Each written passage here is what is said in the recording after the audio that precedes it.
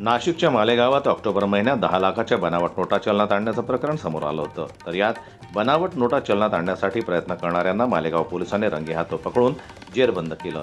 तपासादरम्यान राज्याबाहेरील तसेच अमरावती जिल्ह्यातील धारणीतील दिनेश गोरे नामक युवकाचा यात समावेश असल्याचं समोर आलं।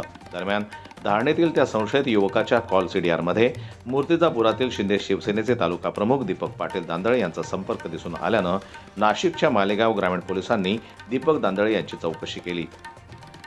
त्या संदर्भात मला काही माहिती नाही आहे। त्यांनी फक्त एवढं सांगितलं की सीडीआर जे आहे त्या सीडीआरच्या अनुषंगाने आम्ही तुमच्यापर्यंत आलोय चौकशी संदर्भात। तर ते म्हणे बघा आम्हाला तुमची चौकशी करायची आहे तर तुम्ही ठाण्यात चला। म्हणून मी त्यांच्यासोबत ठाण्यात गेलो आणि आपली भूमिका पहिल्यापासून पोलिसांना सहकार्य करण्याची ही राहिलेली आहे।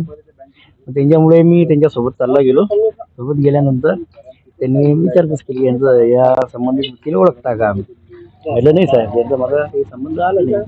पण अनेक लोक मी तालुका प्रमुख असल्यामुळे शिवसेनेचा मला सांगा की ज्या प्रकारे पोलीस प्रशासनाच्या वतीने म्हणजेच नाशिक विभागातले पोलीस आहेत त्यांच्या मताने की जे मालेगावचं बनावट नोटाचं प्रकरण होतं आणि त्यातला जो मुख्य आरोपी होता तर त्याच्या कॉलमध्ये सीडीआरमध्ये नंबर होता असं त्यांनी म्हटलेलं आहे।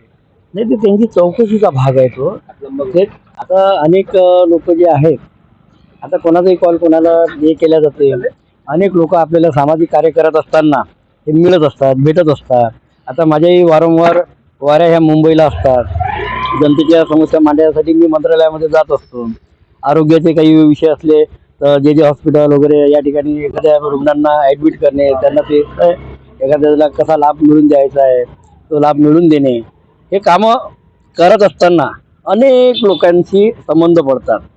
म्हणजे पूर्ण ऑल टोटल महाराष्ट्रातून कोणी कोल्हापूरचं असते, कोणी सांगलीचं असते, कोणी साताऱ्याचं असते, कोणी विदर्भातले असतात, कोणी नागपूरचे असतात।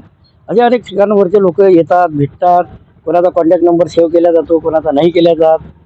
तर एखाद्याने कॉल केलाही असेल आणि त्या अनुषंगानं ते माझ्याकडे चौकशीसाठी आले होते। त्यांनी सांगितलं यांचा तुमचा काही संबंध आहे सांगा, आणि ते एवढ्या संदर्भात फक्त त्यांनी मला विचारपूस केली। आणि मी त्यांना विचारलं की या संदर्भात काही कोणता विषय आहे का साहेब? काही नाही म्हणे, तो आमचा एक चौकशीचा भाग आहे आणि तेवढ्यासाठी आम्ही तुमच्याकडे आलो म्हणे। बस, बाकी याच्या पलीकडे दुसरा काही विषय नाही। एवढी चौकशी करून ते निघून गेले। दांदळे यांना नोटीस बजावून तपासकामी वेळेवर हजर राहण्याचे आदेश बजावले असल्याचं सांगितलं जात आहे। या प्रकरणी मालेगाव पोलिसांनी द्रुत गतीने चौकशी सुरू केली असून चौकशीत राज्यात बनावट नोटा चलनात आणल्यात मोठे मासे हाती लागण्याची शक्यता वर्तवण्यात येत आहे। जनमत लाईव्ह न्यूज करता संजय उमक यांची रिपोर्ट अकोला। मराठी बातम्यांसाठी जनमत लाईव्हला लाईक करा, सबस्क्राईब करा आणि बेल आयकॉनला दाबायला विसरू नका।